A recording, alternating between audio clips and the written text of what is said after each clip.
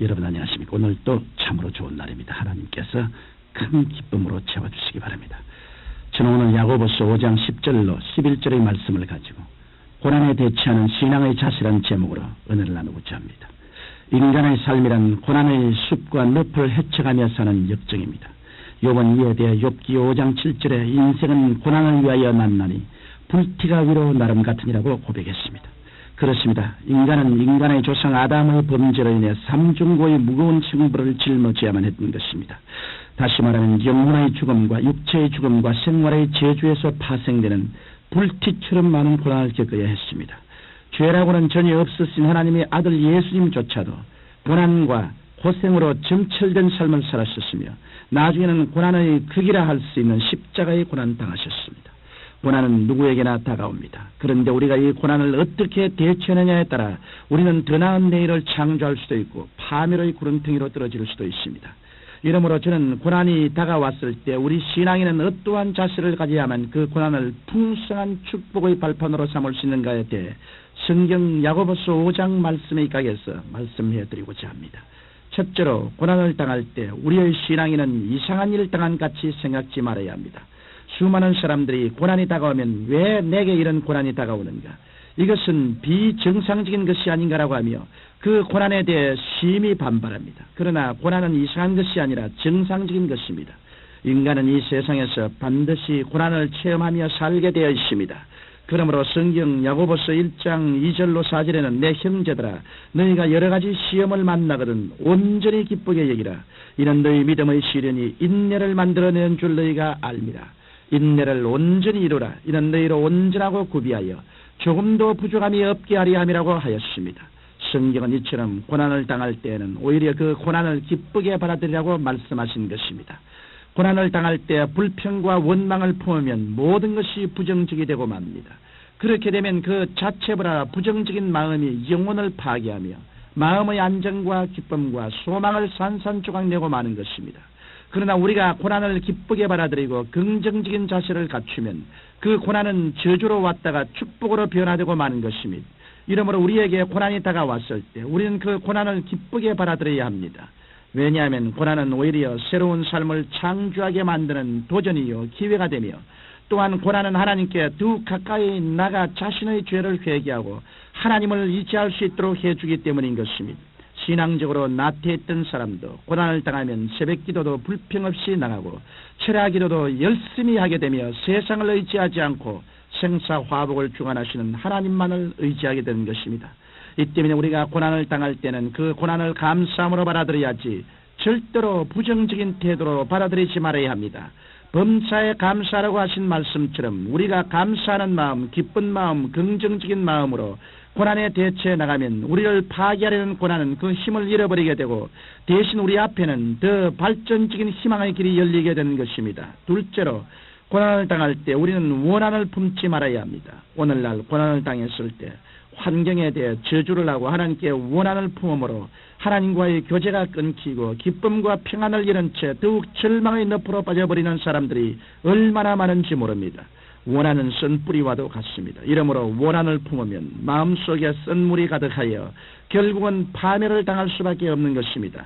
욥은 고난을 당했을 때도 하나님께 원한을 품지 않고 하나님께 감사하며 하나님께 경배했습니다. 욥의 이 신앙은 욥기 1장 21절로 22절에 잘 나타나 있습니다. 내가 모태에서 즉신이 나왔사온즉 또한 즉신이 그리로 돌아가올지라.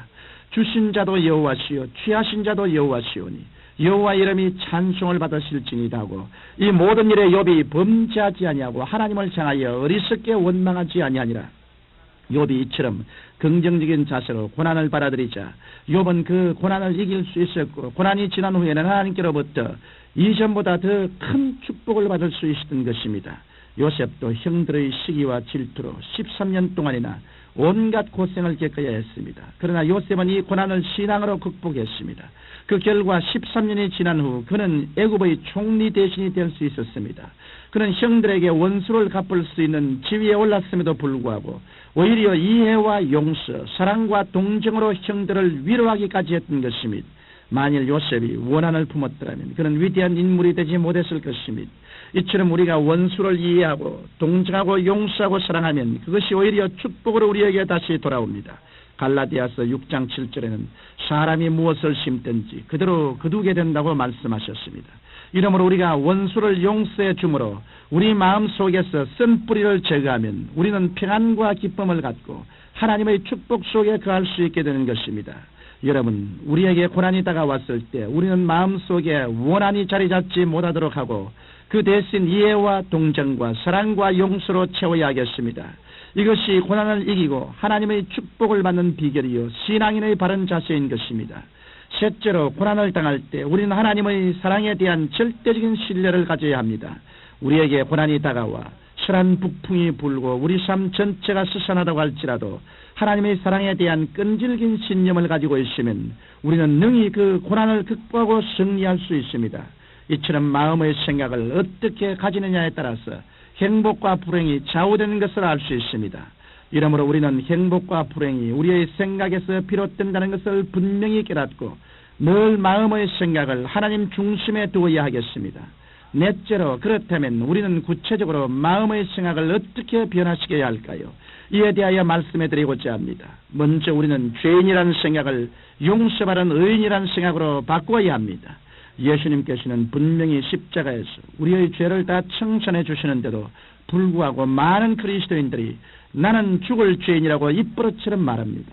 이러한 부정적인 생각을 가지고 있으면 하나님의 은혜가 충만히 임할 수 없는 것입니다. 이러므로 우리는 십자가를 통해 용서받은 의인이라는 생각으로 변화시켜야 합니다. 또한 저주 아래 있다는 생각을 저주에서 해방되었다는 생각으로 바꾸어야 합니다. 처음 사람 아담이 죄를 짓고 에덴에서 쫓겨날 때 땅이 저주를 받아 가시와 응급기를 내었으나 마지막 아담이신 예수님께서 인간의 이 모든 저주를 십자가에서 청산하셨습니다. 이러므로 그리스도 안에서 새로운 피조물이 된 우리는 우리의 생각을 나는 거듭난 사람이요 저주에서 노연한 사람이라는 올바른 생각으로 바꾸어야 하는 것입니다. 나아가서 우리의 생각은 연약과 질병의 생각에서 치료받은 생각으로 바꾸어야 합니다. 아담이 하나님을 반역함으로 받은 저주 중 하나가 질병이었으나 이것도 역시 마지막 아담 예수님께서 채찍에 맞으심으로 청산하셨습니다. 이러므로 그리스도인들은 치료함을 받은 자라는 생각으로 늘 채워놓아야 합니다. 뿐만 아니라 우리는 죽음을 이기고 영생을 누릴 생각으로 바꾸어야 합니다. 인간은 아담의 죄로 인해 누구나 죽을 운명에 처해 있었습니다. 그러나 예수님을 구주로 영접한 사람들은 예수님의 부활을 통해 죽음의 권세를 이기고 영원한 생명을 누릴 자임을 분명히 알아야 하겠습니다. 이러므로 이 방송을 청취하시는 여러분은 그리스도 안에서 옛 생각을 버리고 새로운 생각인 용서받은 의인의 생각, 저주에서 해방받은 생각, 질병에서 치료받은 생각, 죽음을 이기고 영생을 누릴 생각으로 충만해져야 될 것입니다.